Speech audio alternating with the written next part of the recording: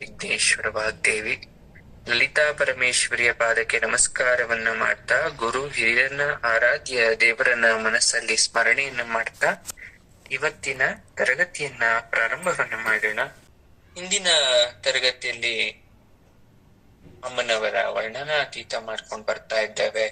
ಹಾಗೆ 71ನೆಯ ಶ್ಲೋಕಕ್ಕೆ ಬಂದಾಗ ಇಲ್ಲಿ ಅಮ್ಮನವರ ಮುಂದಿನ ಭಾಗ, ದೇಹದ ಮುಂದುವರಿದ ಭಾಗ, ದೇವಿಯ ಮುಂಗೈಗಳ ವರ್ಣನೆ. ಅಮ್ಮನವರ ಮುಂಗೈ, ಮುಂದೆಯ ಕೈ ಮುಂಗೈ ಏನು, ಅದನ್ನ ಹಸ್ತ ಅಂತ ಆದ್ರೂ ಕರಿಬಹುದು ನಾವು. ಹಸ್ತ ಅಂದ್ರೆ ಸರಳವಾಗಿ ಅರ್ಥ ಆಗ್ಬೋದು ನಿಮ್ಮೆಲ್ಲರಿಗೂ ಕೂಡ. ತಾಯಿ ಯಾವುದೇ ದೇವಸ್ಥಾನಕ್ಕೆ ಹೋದ್ರು ಅಥವಾ ಅಮ್ಮನವರನ್ನ ನೆನ್ಪು ಮಾಡ್ಕೊಂಡ್ರು ಏನೋ ಅಮ್ಮನವರ ಹಸ್ತ ನಮ್ಮ ತಲೆ ಮೇಲೆ ಇಡ್ಬೇಕು ಅನ್ನೋದು ಎಲ್ಲರ ಆಸೆ. ಹಾಗೆ ಇಲ್ಲಿ ಹಸ್ತದ ಬಗ್ಗೆ ವರ್ಣನೆಯನ್ನ ಮಾಡ್ತಾ ಇದ್ದಾರೆ ಶಂಕರರು. ಜಗನ್ಮಾತೆಯ ಹಸ್ತ ಹಾಗೂ ಅಂಗೈನ ಅಂದವನ್ನ ವರ್ಣಿಸ್ತಾ ಇದ್ದಾರೆ. ಹಿಂದಿನ ಶ್ಲೋಕದಲ್ಲಿ ಭುಜಗಳಿಂದ ಬಾಹು ತನಕ ವರ್ಣಿಸಿದ್ರು. ಈ ಮುಂದ್ಗಡೆ ಇರ್ತಕ್ಕಂಥ ಹಸ್ತವನ್ನ ವರ್ಣಿಸಿರ್ಲಿಲ್ಲ. ಈ 71ನೇ ಶ್ಲೋಕದಲ್ಲಿ ವರ್ಣನೆ ಕೊಡ್ತಾ ಇದ್ದಾರೆ. ಕೈ ಬೆರಳು ಉಗುರುಗಳನ್ನ ಹೇಳ್ಬಿಟ್ಟಿದ್ರು, ಸೂರ್ಯ ಕಿರಣಗಳಿಗೆ ಹೋಲಿಕೆ ಮಾಡಿದ್ರು, ಅರುಣ ವರ್ಣದ ಆ ಬಣ್ಣಕ್ಕೆ ಕಮಲದ ಕಾಂತಿ ಜೊತೆ ಹೋಲಿಕೆ ಮಾಡಿದ್ರು, ಆ ಲಕ್ಷ್ಮೀ ದೇವಿಯ ಪಾದಕ್ಕೆ ಅರುಗಂಟಿ ಕಮಲಗಳಿಗೆ ಆ ಕೆಂಪು ಬಂದಿತ್ತೇನೋ ಅಂತ ಹೇಳಿದ್ರು.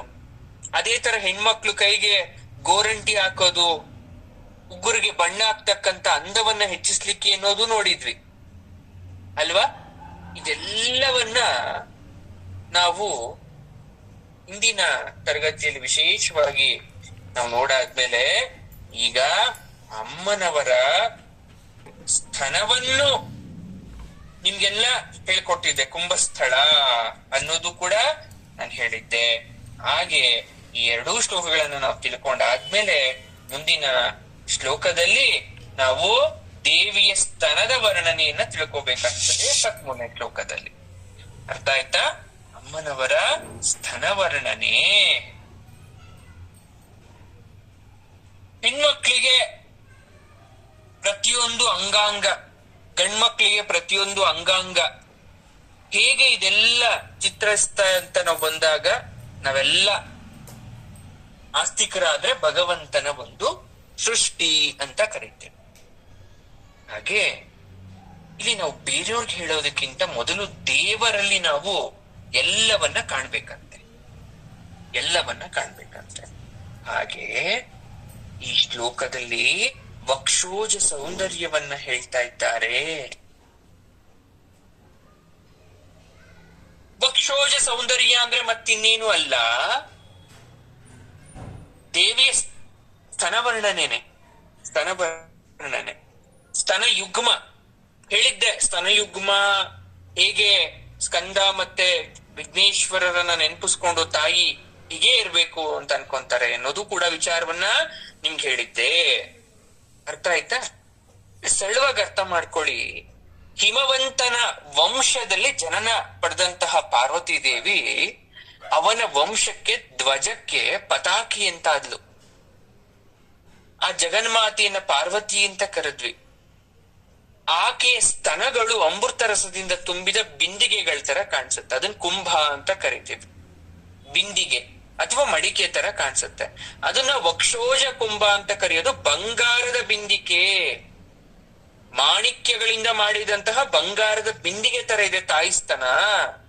ನಿನ್ನ ಸ್ತನಪಾನ ಮಾಡಿ ವಿಘ್ನೇಶ್ವರ ಕುಮಾರರು ನಿನ್ನ ಅಮೃತ ಧಾರೆಯನ್ನ ಕುಡಿದುಬಿಟ್ಟು ಸಂತೋಷರಾಗಿ, ನಾವು ಹೀಗೆ ಇರ್ತೀವಿ ಬ್ರಹ್ಮಚಾರಿಗಳಾಗಿ, ನಮಗ್ ಮದ್ವೆನೇ ಬೇಡ ಅಂತ ಇದ್ದವರು, ನಮ್ಗೆ ಯೌವನ ಬೇಡವೇ ಬೇಡ, ನಾವು ಬಾಲ್ಯಾವಸ್ಥೆಯಲ್ಲೇ ಇರ್ಬೇಕು, ಸದಾ ಕಾಲ ನಿನ್ನ ತೊಡೆ ಮೇಲೆ ಇರ್ಬೇಕು, ನಿನ್ನ ಸ್ತನಪಾನವನ್ನ ಮಾಡಬೇಕು ಅಂತ ಇರೋರು. ಎಷ್ಟ್ ಚೆನ್ನಾಗಿ ಹೇಳ್ತಾರೆ ನೋಡಿ.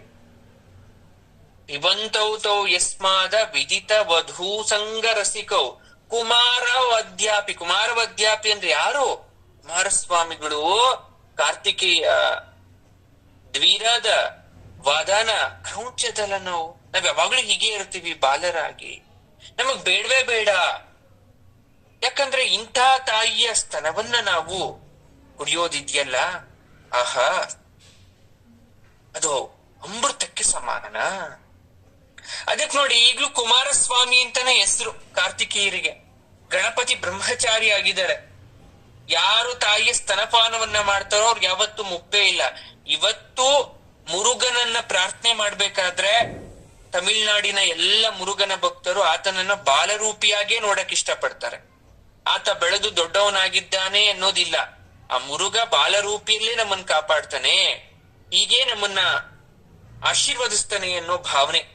ಗಣಪತಿನೂ ಅಷ್ಟೇನೆ, ಅವನೆಷ್ಟೇ ದೊಡ್ಡವನಾದ್ರೂ ನಮ್ ಕಣಿಗೆ ಹೇಗೆ ಗಣಪತಿ ಚಿಕ್ಕವನು ಆದ್ರೆ ತುಂಬಾ ಶಕ್ತಿಶಾಲಿ ಅಂತ ಗಣಪತಿಯನ್ನ ನಾವು ಪ್ರಾರ್ಥನೆ ಮಾಡ್ತೇವೆ. ಆ ಸ್ತನಗಳು ಕೆಂಪಾಗಿದೆ, ಕಾರಣ ಮಾಣಿಕ್ಯ ಕುತುಪ. ಯಾವುದ್ರಿಂದ ಮಾಡಿದೆ ಅಂತ ಹೇಳ್ತಾರೆ ಕವಿಗಳು? ಮಾಣಿಕ್ಯದಿಂದ ಮಾಡಿರೋದ್ರಿಂದ, ಅದು ಕೆಂಪಾಗಿರೋದ್ರಿಂದ ಪಳಪಳ ಅಂತ ಹೊಳಿತಾ ಇದೆ ಅಂತ ಹೇಳ್ತಾ ಇದ್ದಾರೆ. ನೋಡಿ, ಕುತುಪ ಅಂದ್ರೆ ತುಪ್ಪ, ಎಣ್ಣೆ ಇದನ್ನೆಲ್ಲ ಹಾಕ್ಬಿಟ್ಟು ಒಂದು ಪಾತ್ರೆಯಲ್ಲಿ ಇಡೋದನ್ನ ನಾವು ಕುತುಪ ಅಂತ ಕರಿತೀವಿ. ನೋಡಿ, ಅವಾಗೆಲ್ಲ ಚರ್ಮವನ್ನ ಉಪಯೋಗ ಮಾಡ್ತಾ ಇದ್ರು, ಹಾಗೆ ಮಣ್ಣಿನ ಗಡಿಗೆಯನ್ನ ಉಪಯೋಗ ಮಾಡ್ತಾ ಇದ್ರು. ಅದ್ರಲ್ಲಿ ನೀವು ಹಾಲು ಮೊಸರು ಎಲ್ಲ ಇಟ್ಕೊಳೋ ತರ ಅದ್ರಲ್ಲಿ ಕೆಲವೊಂದಷ್ಟು ಪದಾರ್ಥಗಳನ್ನ ಹಾಕಿ ಇಡ್ತಾ ಇದ್ರು, ಔಷಧೀಯ ವಸ್ತುಗಳಿಗೋಸ್ಕರ, ನಾಟಿ ಔಷಧಿ ಮಾಡಕ್ಕೋಸ್ಕರ. ಅದನ್ನ ನಾವು ಕುತುಪ ಅಂತ ಕರಿತಾ ಇದ್ವಿ. ಹಾಗೆ ಆ ಕುತುಪದ ತರ ನಿನ್ನ ಸ್ತನ ಕೂಡ ಔಷಧಿ ಯುಕ್ತವಾಗಿದೆ ಜಗನ್ಮಾತೆ ಅಂತ ಹೇಳ್ತಾ ಇದ್ದಾರೆ. ನೋಡಿ, ಒಂದ್ ಹೆಣ್ಣಿನ ಬಗ್ಗೆ ವರ್ಣನೆ ಮಾಡ್ಬೇಕಾದ್ರೆ ಏನಾಗುತ್ತೆ, ನಮ್ಮಲ್ಲಿ ನಾಚಿಕೆ ಬರೋದು ಅಥವಾ ಬೇರೆ ಏನೇನೋ ಅರ್ಥ ಮಾಡ್ಕೊಳೋದಾಗತ್ತೆ. ಯಾವಾಗ ಜಗತ್ತಿನ ಎಲ್ಲ ಹೆಣ್ಣನ್ನ ಜಗನ್ಮಾತೆ ಅಂತ ನೀವು ನೋಡೋದಾದ್ರೆ, ಜಗತ್ತಿನ ಎಲ್ಲ ಪುರುಷರನ್ನ ಪರಮೇಶ್ವರ ಅಂತ ನೀವು ಕಾಣೋದಾದ್ರೆ, ಯಾವತ್ತೂ ಯಾರ ಮೇಲೂ ಕೂಡ ಕೆಟ್ಟನೆಯ ಭಾವ ಬರೋದಿಲ್ಲ. ಆ ಮನಸ್ಥಿತಿಯನ್ನ ನಾವು ಬೆಳೆಸ್ಕೋಬೇಕಾಗ್ತದೆ. ಇಲ್ಲಿ ಅಮ್ಮನವರ ಸ್ತನ ಅಂದಿದ ತಕ್ಷಣ ನಮಗೆ ಏನ್ ಬರ್ಬೇಕು? ಆಕೆಯ ಅಮೃತತ್ವ ಬರ್ಬೇಕು. ಅಮೃತಕ್ಕೆ ಸಮಾನವಾಗಿರ್ತಕ್ಕಂಥ ಆ ಶಕ್ತಿ ಬರ್ಬೇಕು. ಅದು ನಮಗ್ ಸಿಗದೆ ಇದ್ರೂ ಪರವಾಗಿಲ್ಲ, ಅವಳ ನಾಮ ಮಂತ್ರವನ್ನು ಉಪಾಸನೆ ಮಾಡಿ ಪಡ್ಕೊಂತಾ ಇದ್ದೀವಿ ಅಂತ ನಾವು ಪಡ್ಕೋಬೇಕಾಗ್ತದೆ. ಅರ್ಥ ಆಗ್ತಾ ಇದ್ಯಾ? ಹಾಗೆ ಮುಂದಿನ ಶ್ಲೋಕದಲ್ಲಿ ಅಮ್ಮನವರ ಮುತ್ತಿನ ಹಾರವನ್ನ ವರ್ಣನೆ ಮಾಡ್ತಾರೆ ಅಲ್ವಾ? ಮುತ್ತಿನ ಹಾರ. ಹೆಣ್ಮಕ್ಳಿಗೆ ಒಡವೆ ಅಂದ್ರೆ ಬಹಳ ಪ್ರೀತಿ. ಯಾರಿಗ್ ತಾನೇ ಒಡವೆ ಅಂದ್ರೆ ಪ್ರೀತಿ ಇಲ್ಲ? ಎಲ್ರಿಗೂ ಪ್ರೀತಿ. ಹೆಣ್ಣು ಹುಟ್ಟಿದ ತಕ್ಷಣ ಆಕೆಗೆ ಏನು ಸಿಗುತ್ತೋ ಬಿಡುತ್ತೋ, ಮುಖ್ಯವಾಗಿ ಏನ್ ಬೇಕು ಆಕೆಗೆ? ಒಡವೆಗಳು ಬೇಕು ಅಲ್ವಾ? ಒಡವೆಗಳು ಅಂದ್ರೆ ಅಷ್ಟಿಷ್ಟ ಆಕೆಗೆ, ಯಾಕೆಂದ್ರೆ ಆಕೆಯ ಹಕ್ಕದು. ಹಾಗೆ ಅಮ್ಮನವರ ಮುತ್ತಿನ ಹಾರ ಎಷ್ಟು ಶ್ರೇಷ್ಠ ಅನ್ನೋದನ್ನ ತಿಳ್ಕೊಬೇಕಾಗ್ತದೆ ಇಲ್ಲಿ. ಅರ್ಥ ಆಯ್ತಾ? ನೋಡಿ, ಸ್ತಂಭೇರ ಮದ ನುಜ ಕುಂಭ ಪ್ರಕೃತಿ ಬಿಹಿ, ಇದೆಲ್ಲ ನಾನು ಹೇಳಿದ್ದೀನಿ ನಿಮ್ಗೆ. ಎಷ್ಟು ಮಟ್ಟಿಗೆ ನೀವು ನೆನ್ಪಿಟ್ಕೊಂಡಿದ್ದೀರ ಗೊತ್ತಿಲ್ಲ. ತಾಯಿ ಆನೆಯ ಕುಂಭದಿಂದ ಮಾಡಿರ್ತಕ್ಕಂಥದ್ದು. ಅದೆಲ್ಲ ನಿಮ್ಗೆ ಅರ್ಥ ಆಗ್ತಾ ಇದ್ಯಾ? ನಾನೇನ್ ಹೇಳ್ತಾ ಇದ್ದೀನಿ ಇನ್ನೊಂದ್ಸಲ ನಿಮ್ಗೆ ಅದನ್ನ ನೆನ್ಪ್ ಮಾಡ್ತಾ ಇದ್ದೇನೆ. ನೀವೇನೆಲ್ಲ ಕೇಳಿದ್ದೀರಾ, ನೀವೇನೆಲ್ಲ ಕಲ್ತಿದ್ದೀರಾ ಅಂತಕ್ಕಂಥದ್ನ ನಾನು ಹೇಳ್ತಾ ಇದ್ದೇನೆ. ಯಾಕಂದ್ರೆ ಅಮ್ಮನವ್ರದ್ದು ವರ್ಣನೆ ಮುಂದಕ್ಕೆ ಹೋದ್ರೆ ಏನಾಗುತ್ತೆ, ಮತ್ತೆ ಸಿಗೋದಿಲ್ಲ. ಹಾಗಾಗಿ ಅದೆಲ್ಲ ನೀವು ತಿಳ್ಕೊಂಡು ನೀವು ಕವಿತ್ವ ಪ್ರಾಪ್ತಿ ಆಗ್ಬೇಕು, ನಿಮ್ಮಲ್ಲೊಂದು ಕವಿತ್ವವನ್ನ ಮೂಡ್ಬೇಕು ಅನ್ನೋದು ನನ್ನ ಇಚ್ಛೆ. ಹಾಗೆ ಅಮ್ಮನವರ ರೋಮಾವಳಿ ಕೂಡ ವರ್ಣನೆ ಮಾಡ್ತಾರೆ ಈ ಶ್ಲೋಕಗಳಲ್ಲಿ. ರೋಮಾವಳಿ ಅಂದ್ರೇನು? ಕೂದಲು. ಈಶ್ವರನ ಕೋಪಾಗ್ನಿ ಉರಿಗಳಿಂದ ಮನ್ಮಥನ ಶರೀರ ಉರಿದು ಹೋಗ್ಬೇಕಾದ್ರೆ ಅವನ ಉರಿ ತಡೆಯಕ್ಕಾಗದೆ ಆಳವಾದ ಸರೋವರದಲ್ಲಿ ಮುಳುಗ್ತಾನೆ. ಆ ಹೊಗೆಯನ್ನ ಅವನೇನಂತ ಅನ್ಕೊಂತಾನೆ? ರೋಮಾವಳಿ ಅಂತ ಅನ್ಕೊಂತಾನೆ. ನೀರಿನಲ್ಲಿ ಹದ್ದಿದ್ರೆ ಈ ನನ್ ಕೂದ್ಲು ಗಂಡಿರ್ತಕ್ಕಂತ ಆ ಬೆಂಕಿ ಎಲ್ಲ ಆರುತ್ತೆ ಅಂತ ಅನ್ಕೊಂತಾನೆ. ಆದ್ರೆ ಅವನು ಗೊತ್ತಿಲ್ಲ ಆ ಮನ್ಮಥ ಹೇಗೆ ತನ್ನ ಮೈಯಿನ ಉರಿಯನ್ನ ಕಡಿಮೆ ಮಾಡ್ಕೊಂಡ ಅಂದ್ರೆ ನಿನ್ನ ನಾಭಿ ಪ್ರದೇಶದಲ್ಲಿ ಬಿದ್ದು ಅಂತ ಹೇಳ್ತಾರೆ. ಅಷ್ಟಾಗ್ತಾ ಇದೆಯಾ? ಒಕ್ಕುಳಲಿ ನಾಭ್ಯಾಲ ಬಾಲ ರೋಮಾಲಿ ಲತಾಫಲ ಕುಚದ್ವಯಿ ಅಂತ ಬರುತ್ತೆ ಲಲಿತಾ ಸಹಸ್ರನಾಮದಲ್ಲಿ. ಅದೇ ತರ ಏನು ಹಂಗಂದ್ರೆ ನಾಭಿ ಅಂದ್ರೆ ಮುಡಿಯಿಂದ ಮೇಲಕ್ಕೆ ಒಂದು ಬಳ್ಳಿ ಇದೆ, ಒಂದು ಹಣ್ಣು ಬಿಟ್ಟಿದೆ, ಅದು ಅಬ್ಕೊಂಡ್ ಹೋಗಿದೆ ಅನ್ನೋ ಅರ್ಥದಲ್ಲಿ ಹೇಳ್ತಾ ಇದ್ದೀರ. ಅರ್ಥ ಅವನು ಪ್ರಾಣ ಉಳ್ಸಕ್ಕೂ ನೀನೇ ಕಾರಣ ಅದೆ. ಈಗ ಸಾಯೋ ಸಮಯದಲ್ಲಿ ಒಂದ್ ಲೋಟ ನೀರ್ ಬಿಡ್ಬೇಕು, ಅದನ್ನ ಯಾವ ರೂಪದಲ್ಲಿ ಬೇಕಾದ್ರೂ ಅವ್ರ ಬಾಯಿಗೆ ಬಿಡ್ಬೋದು, ಹಾಲ್ ಬಿಡ್ಬೋದು, ನೀರ್ ಬಿಡ್ಬೋದು, ಅಥವಾ ಏನೋ ಒಂದು ಆ ಸಮಯದಲ್ಲಿ ಜಲಕ್ಕೆ ಸಂಬಂಧಿಸಿದಂತ ಯಾವುದೇ ವಸ್ತುವನ್ನ ಬಿಡ್ಬೋದು. ಹಾಗೇನೆ ಇಲ್ಲಿ ಅವನ ಪ್ರಾಣವನ್ನ ಉಳಿಸ್ಲಿಕ್ಕೆ ಅವನು ತಾಯಿಯ ನಾಭಿಯನ್ನ ಆಶ್ರಯಿಸ್ತಾನೆ. ಆದ್ರೆ ಅವನ್ ಗೊತ್ತಿಲ್ಲ ತಾಯಿ ನಾಭಿ ಅಂತ. ಆದ್ರೆ ಅವನ್ಗ ಆಮೇಲೆ ಗೊತ್ತಾಗತ್ತೆ ತಾಯಿಯ ನಾಭಿಯಿಂದ ನಾನು ಏನಾಯ್ತು ಬದುಕ್ತೆ ಅನ್ನೋ ವಿಚಾರ ಅವನಿಗೆ ಗೊತ್ತಾಗತ್ತೆ ಅಲ್ವಾ. ಇದು ಹೆಣ್ಣಿಗೂ ಮೈ ತುಂಬಾ ರೋಮ ಇರುತ್ತೆ, ಗಂಡ್ಮಕ್ಳಿಗೂ ಇರುತ್ತೆ. ಅಂದ್ರೆ ಕೆಲವು ಅವರವರ ದೇಹಕ್ಕೆ ಅನುಗುಣವಾಗಿರುತ್ತೆ. ಅದೇಂತಕ್ ಬಂದಿದೆ ಅನ್ನೋದು ಕೂಡ ನಮ್ಗೆ ಗೊತ್ತಿರ್ಬೇಕಾಗ್ತದೆ. ಆ ತಾಯಿ ಸ್ತನಗಳನ್ನ ವರ್ಣನೆ ಮಾಡ್ಬೇಕಾದ್ರೆ ಸ್ತನದಿಂದ ಕೆಳಭಾಗಕ್ಕೆ ನಾಭಿ ಭಾಗಕ್ಕೆ ನಾವು ಬಂದಾಗ ಅಲ್ಲಿ ಗಂಗಾವರ್ತ ಅಂತ ಕರಿತೀವಿ. ಗಂಗಾ ನದಿ ಹರಿಯೋ ತರ. ಈ ಕಾಳಿಂದಿ ನದಿ ಬಗ್ಗೆ ನಿಮ್ಗೆ ಹೇಳಿದ್ದೆ, ಕಪ್ಪು ನೀರದು, ಅದಕ್ಕೆ ಅದನ್ನ ಕಾಳಿಂದಿ ನದಿ ಅಂತ ಕರಿತೀವಿ. ಅಮ್ಮನವರ ತರಂಗದಂತೆ ಅದು ಅಮ್ಮನವರ ರೋಮಾವಳಿಯಂತೆ ಕಪ್ಪುಗರಿಯುತ್ತೆ ನೀರು ಅಲ್ಲಿ. ಯಾಕೆ ಅಂದ್ರೆ ಅಮ್ಮನವರ ರೋಮವನ್ನ ಇಂಡಿಕೇಟ್ ಮಾಡುತ್ತೆ ಕಾಳಿಂದಿ ನದಿ ಅಂತ. ಹಾಗೆ ಇಲ್ಲಿ ನಾಭಿಸ್ಥಾನದ ಬಗ್ಗೆ ಹೇಳ್ತಾರೆ. ನಾಭಿಸ್ಥಾನಕ್ಕೆ ಒಂದು ವಿಶೇಷವಾದಂತಹ, ನಿಮ್ಗೆಲ್ರಿಗೂ ಗೊತ್ತು, ಒಂದು ಮಗು ಭೂಮಿಗೆ ಜನ್ಮ ತಾಳ್ಬೇಕು ಅಂದ್ರೆ ತಾಯಿಯ ನಾಭಿಸ್ಥಾನದಿಂದ ಬೇರ್ಪಟ್ಟೆ ಭೂಮಿಗೆ ಬರ್ಬೇಕು. ತಾಯಿಯ ಹೊಕ್ಕುಳ ಬಳ್ಳಿಯನ್ನ ಹೊತ್ತು ಉಟ್ಕೊಳುತ್ತೆ. ಏನ್ ನೀವು ಗಮನಿಸ್ಬೇಕು ಅಂದ್ರೆ ಊರ್ಧ್ವಲೋಕಗಳಿಗೂ ಮೇಲಿರ್ತಕ್ಕಂಥದ್ದು ಯಾವುದು? ಊರ್ಧ್ವಲೋಕನೆ. ಈಗ ಊರ್ಧ್ವಲೋಕ ಅಂದ್ರೆ ಏನ್ ಗುರುಗಳೇ ಅಂದ್ರೆ ಅತ್ಯಂತ ಮೇಲ್ಗಡೆ ಇರ್ತಕ್ಕ, ಅದ್ಯಾವುದು ಅತ್ಯಂತ ಮೇಲ್ಗಡೆ ಇರ್ತಕ್ಕಂಥ ಪ್ರದೇಶ? ಅತ್ಯಂತ ಮೇಲ್ಗಡೆ ಇರೋ ಪ್ರದೇಶ ಅತ್ಯಂತ ಮೇಲ್ಗಡೆ ಇರೋದೆ. ಅದನ್ನ ಏನಂತ ಕರಿತೀವಿ ಗೊತ್ತಾ ನಾವು? ನಾಭಿಸ್ಥಾನಕ್ಕಿನ್ನ ಮೇಲ್ಗಡೆ ಇರೋ ಪ್ರದೇಶನ ಊರ್ಧ್ವಲೋಕ ಅಂತ ಕರಿತೀವಿ. ಹೊಟ್ಟೆ ನೋಡಿ, ನೀವೆಲ್ಲ ನಿಮ್ ಬಾಡಿನ ನೋಡ್ಕೊಳ್ಳಿ, ನಿಮ್ ದೇಹ ನೋಡ್ಕೊಳ್ಳಿ. ಮಾನವರ ಹೊಟ್ಟೆ ಇದೆ, ಆಹಾರಕ್ಕೆ ಜೀರ್ಣಕ್ರಿಯೆ ಇದೆ, ಶಿಶು ಧಾರಣೆಗೆ ಹೆಣ್ಮಕ್ಳಿಗೆ ಉಪಕಾರ ಆಗೋ ತರ ಶರೀರದಲ್ಲಿ ಒಂದು ಸ್ಪೆಷಲ್ ಭಾಗವನ್ನ ಪರಮಾತ್ಮ ಕೊಟ್ಟಿದ್ದಾನೆ. ಕೆಳ ಹೊಟ್ಟೆ ಇದೆ, ಆ ಕಡೆ ಈ ಕಡೆ ಕಿಡ್ನಿ ಅಥವಾ ಮೂತ್ರ ಪಿಂಡಗಳು ಕೊಟ್ಟಿದೀವಿ, ಪೆಲ್ವಿಕ್ ಬೋನ್ ಅಂತ ಕರಿತೀರಾ, ಜನನಾಂಗ ಇದೆ, ಗುದಸ್ಥಾನ ಇದೆ, ಮೂಲಾಧಾರ ಇದೆ, ತ್ರಿಕೋಣ ಚಕ್ರಗಳಿಗೆ ಪ್ರತಿಬಿಂಬ ಇದೆ. ಈ ಮೂಲಾಧಾರದಲ್ಲಿ ಕುಂಡಲಿನಿ ಶಕ್ತಿ ಇದೆ. ಇದು ನಮ್ಮನ್ನ ಚೈತನ್ಯವಂತನಾಗಿ ಮಾಡಿ ಜ್ಞಾನದ ಕಡೆ ಕರ್ಕೊಂಡು ಹೋಗುತ್ತೆ. ಇಷ್ಟೆಲ್ಲ ಯಾಕೆ ಹೇಳ್ತಾ ಇದ್ದೀರಾ ಗುರುಗಳೇ? ಭಗವಂತ ನಿಮಗೆ ಸ್ತನ ಕೊಟ್ಟು ಗರ್ಭಾಶಯವನ್ನೇನಾದ್ರೂ ಕೊಡದೇ ಇದ್ದಿದ್ರೆ ಸ್ತನದಲ್ಲಿ ಹಾಲು ತುಂಬ್ತಿರ್ಲಿಲ್ಲ. ಗರ್ಭಾಶಯವನ್ನ ಕೊಟ್ಟು ಸ್ತನನೇ ಕೊಡದೇ ಇದ್ದಿದ್ರೆ ಆಗ್ಲೂ ಕೂಡ ಅದು ಉಪಯೋಗ ಬರ್ತಾ ಇರ್ಲಿಲ್ಲ. ಹಾಗಾಗಿ ಒಂದಕ್ಕೆ ಒಂದು ಬೆಸೆಯಕ್ಕೋಸ್ಕರ, ಒಂದಕ್ಕೆ ಒಂದು ಹಂಟಕ್ಕೋಸ್ಕರ ಅವನು ದಾರಿ ಮಾಡಿದಾನೆ.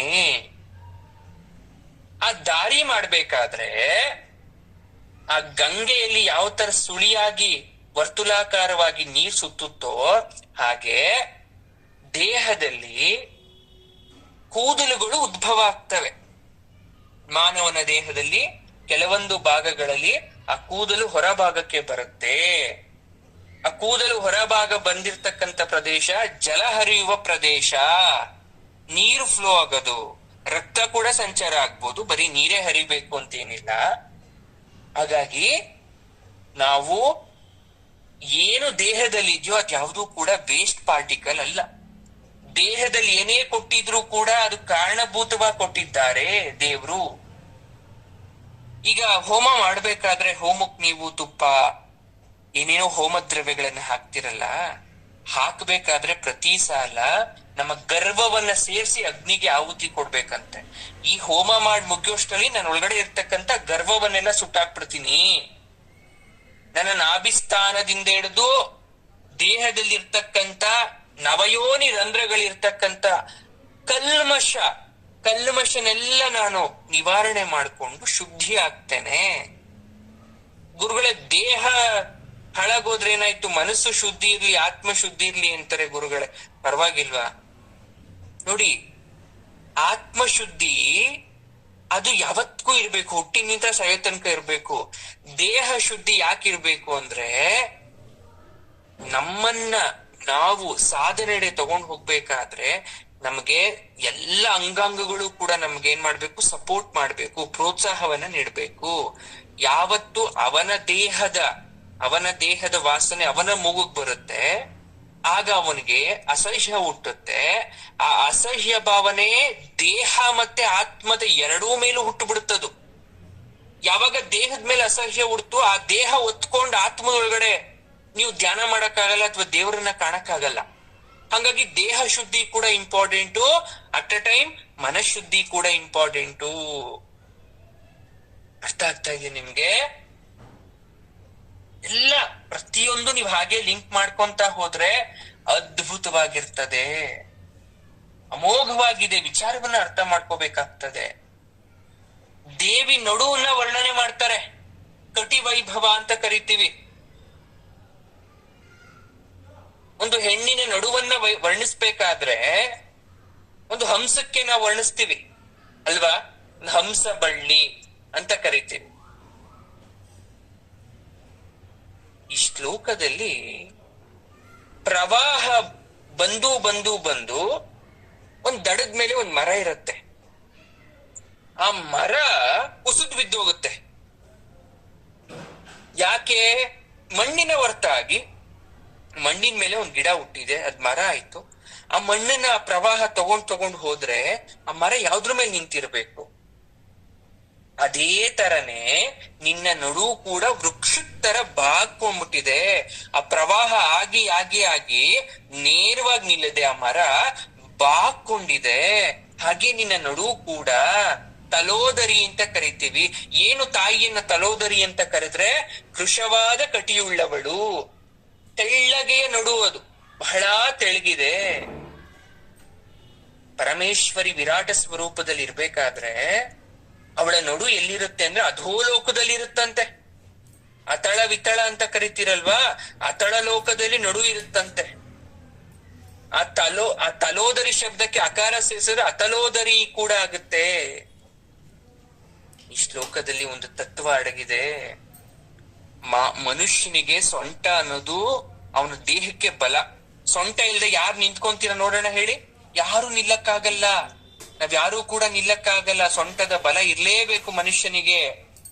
ಆ ಸೊಂಟದ ಬಲವನ್ನ, ದೈಹಿಕ ಬಲವನ್ನ ಗಟ್ಟಿ ಮಾಡ್ಕೋಬೇಕು ಅಂದ್ರೆ, ಅಥವಾ ನಮ್ಮಲ್ಲಿ ಇಚ್ಛಾಶಕ್ತಿ, ಕ್ರಿಯಾಶಕ್ತಿ, ಒಂದ್ ಕೆಲಸ ಮಾಡ್ಬೇಕು ಅಂತ ಆದ್ರೆ ಆ ಸೊಂಟ ಬಹಳ ಇಂಪಾರ್ಟೆಂಟ್ ಆಗುತ್ತೆ. ಎಷ್ಟೋ ಜನಕ್ಕೆ ಸೊಂಟ ನೋವಿರುತ್ತೆ, ಸೊಂಟ ಕಟ್ಟಿ ನಿಲ್ಲೋದು ಬಹಳ ಕಷ್ಟ ಆಗುತ್ತೆ. ಒಂದ್ ಮಗು ಹುಟ್ಟಿದ ತಕ್ಷಣ ಅದನ್ನ ಎತ್ಕೊಂಡಿರ್ತೀವಿ, ಅದು ತೆವಳೋ ತನಕಕ್ಕೆ ಅದನ್ನ ಕಾಲಲ್ಲಿ ನಿಲ್ಲಕ್ಕೆ ಸೊಂಟದಲ್ಲಿ ಬಲ ಇರಲ್ಲ ಅನ್ನೋ ಕಾರಣಕ್ಕೋಸ್ಕರ. ಆ ಬಲ ಯಾವಾಗ ಬರುತ್ತೆ? ಹಾಗೆ ದೇಹ ಯಾವಾಗ ಗಟ್ಟಿ ಆಗ್ತಾ ಹೋಗುತ್ತೆ ಅದು ಬರ್ತಾ ಹೋಗುತ್ತೆ.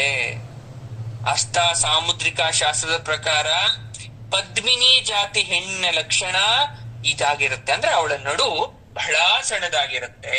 ಪದ್ಮಿನಿ ಅವತ್ತೇ ಹೇಳಿದ್ದೆ, ಲಲಿತಾ ಶಾಸ್ತ್ರ ಮಾಡ್ಬೇಕಾದ್ರೆ ಆ ಪದ್ಮಿನಿ ಜಾತಿ ಅಂತ ಅದ್ರ ಬಗ್ಗೆ ನಾನು ನಿಮ್ಮೆಲ್ರಿಗೂ ಹೇಳಿದ್ದೆ.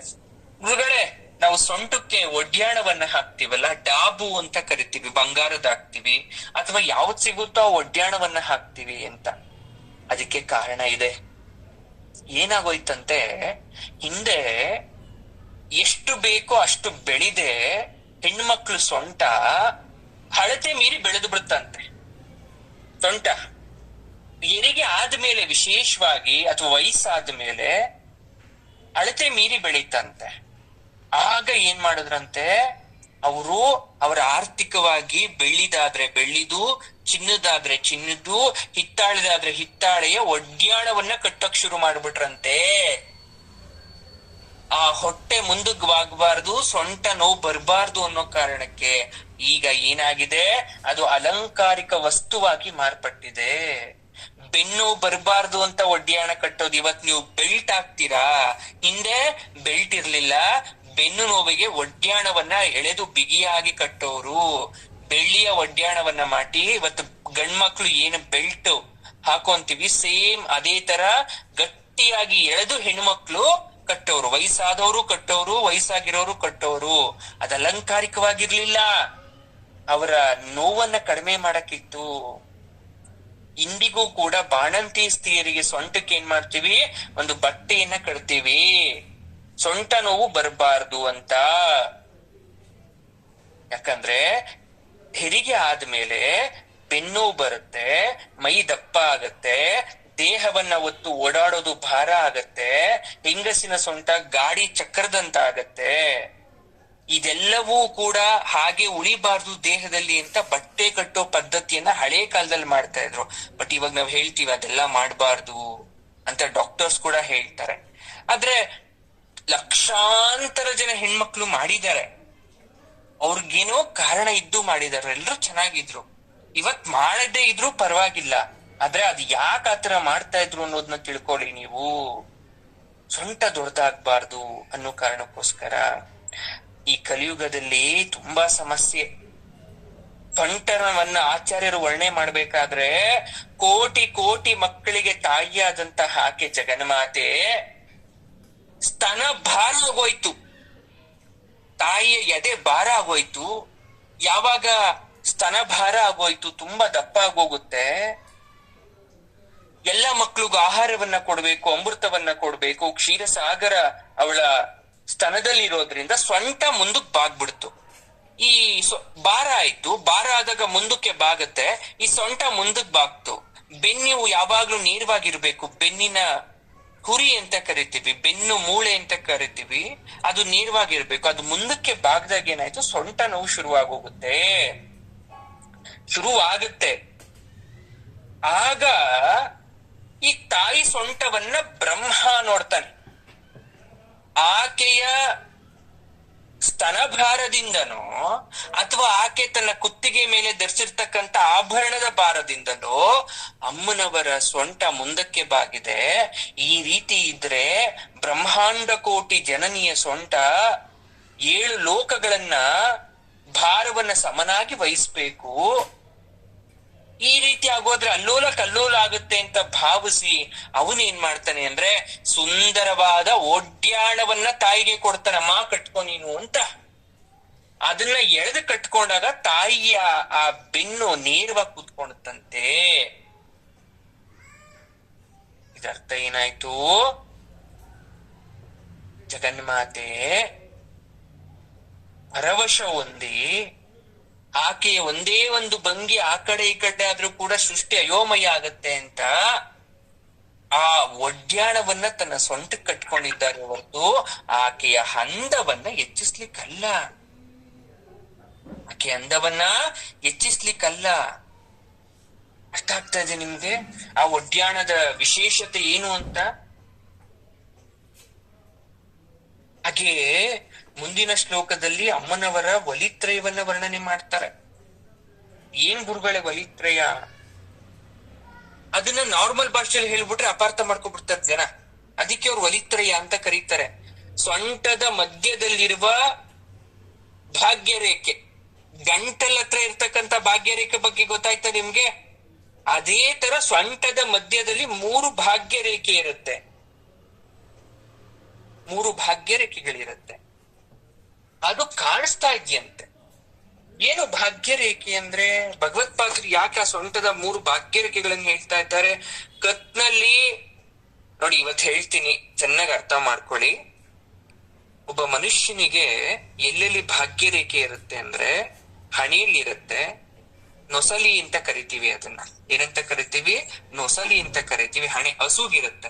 ಒಂದು ಹಸುನ, ಒಂದು ಎತ್ತನ್ನ ಕೊಂಡ್ಕೋಬೇಕಾದ್ರೆ ಹಸು ವ್ಯಾಪಾರ ಮಾಡುವ ರೈತರು ಏನ್ ಮಾಡ್ತಾರೆ ಗೊತ್ತಾ? ಅದರ ನೊಸಲನ್ನ ನೋಡ್ತಾರೆ, ಅದರ ನೊಸಲಲ್ಲಿ ಭಾಗ್ಯರೇಖೆ ಇದೆಯಾ ಅಂತ. ಎರಡನೇದು, ಹಸುವಿಗೆ ಎತ್ತಿಗೆ ನೋಡ್ಬೇಕಾದ್ರೆ ಕುತ್ತಿಗೆ ಪ್ರದೇಶವನ್ನ ನೋಡ್ತಾರೆ, ಅಲ್ಲಿ ಭಾಗ್ಯ ರೇಖೆ ಇದ್ಯಾ ಅಂತ. ಮೂರನೇದು ಹೊಟ್ಟೆ ಮತ್ತೆ ಸೊಂಟದ ಮಧ್ಯೆ 3 ಮಡಿಕೆಗಳನ್ನ ನೋಡ್ತಾರೆ. ಮಡಿಕೆ ಮೀನ್ಸ್ ರೇಖೆ, ಲೈನ್ಸ್ ಅಂತ ಕರಿತೀವಿ. ಅದನ್ನ ಅಬ್ಸರ್ವ್ ಮಾಡ್ತಾರೆ.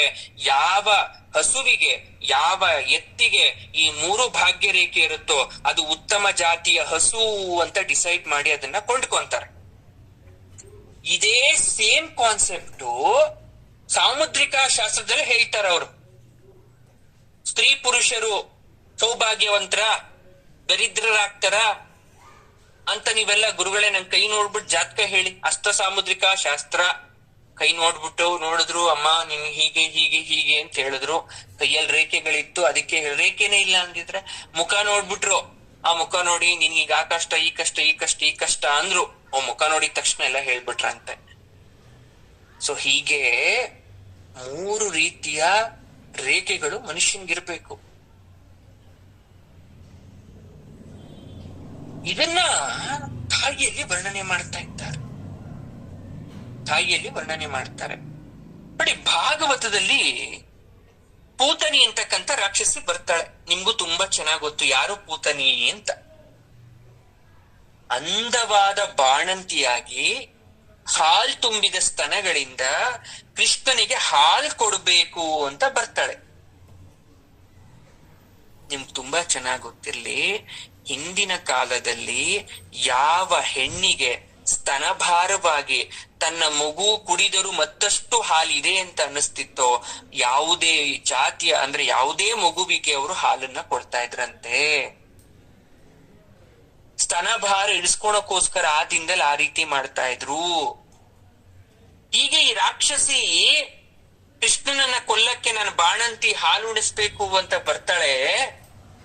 ಪುಟ್ಟ ಕೃಷ್ಣನನ್ನ ಆಕೆ ಕೈ ಕೊಡ್ತಾರೆ, ಯಾಕಂದ್ರೆ ರಾಕ್ಷಸಿ ಅಂತ ಗೊತ್ತಿಲ್ಲ. ಅವಳ ಕಪಟವನ್ನ ಗ್ರಹಿಸಿ ಪ್ರಾಣ ಹಿಂಡಿ ಸಾಯಿಸ್ತಾನೆ. ಇದು ಕೃಷ್ಣ ಲೀಲೆ, ನಿಮ್ಮೆಲ್ರಿಗೂ ಗೊತ್ತು, ವಿಶೇಷತೆ ಏನಿಲ್ಲ. ಇಲ್ಲಿ ಯಾಕೆ ಇದನ್ ಹೇಳ್ದೆ ಅಂದ್ರೆ, ಹಾಲು ತುಂಬಿ ಬೀಗುತ್ತಿದ್ದ ಆಕೆಯ ಸ್ತನಗಳನ್ನ ವರ್ಣಿಸ್ತಾ ಸಕಲ ಕೋಟಿ ಜೀವಕೋಟಿಗೆ ಆಹಾರವನ್ನ ಹಂಚ್ಕೊಡೋ ಸ್ತನ ಹಾಲು ತುಂಬಿ ತುಮುಕ್ತಾ ಇದೆ. ಆದ್ರೆ ಎಲ್ಲ ನಾಸ್ತಿಕರಾಗ್ತಾ ಇದೀವಿ ಇವತ್ ನಾವು. ದೇವರು ಅಂದ್ರೆ ಭಯ ಇಲ್ಲ, ಭಕ್ತಿ ಇಲ್ಲ, ನಂಬಿಕೆ ಇಲ್ಲ ಅಂದ್ಮೇಲೆ ಆ ತಾಯಿಯ ಅಮೃತವನ್ನ ಕುಡಿಲಿಕ್ಕೆ ನಾವು ಯೋಗ್ಯರಲ್ವಲ್ಲ. ಅದಕ್ಕೆ ತಾಯಿ ಏನ್ ಮಾಡ್ತಾಳಂತೆ ಅಂದ್ರೆ ತುಚ್ಛವಾಗಿ ಅವರನ್ನ ಶಿಕ್ಷಿಸಿ ಕಣ್ತರಿಸ್ತಾಳಂತೆ. ತುಚ್ಛವಾಗಿ ಶಿಕ್ಷಿಸ್ತಾಳೆ, ಕಷ್ಟ ಕೊಡ್ತಾಳೆ. ಕಾಮಾರಿಯಾದ ಈಶ್ವರ ಕಾಮೇಶ್ವರನಾಗ್ದೆ ಆತನ ಮದುವೆ ಪುತ್ರ ಜನ್ಮ ಆಗ್ತಿರ್ಲಿಲ್ಲ. ಆ ತರಕಾಸುರಂದು ನಿಮಗ್ ಗೊತ್ತು.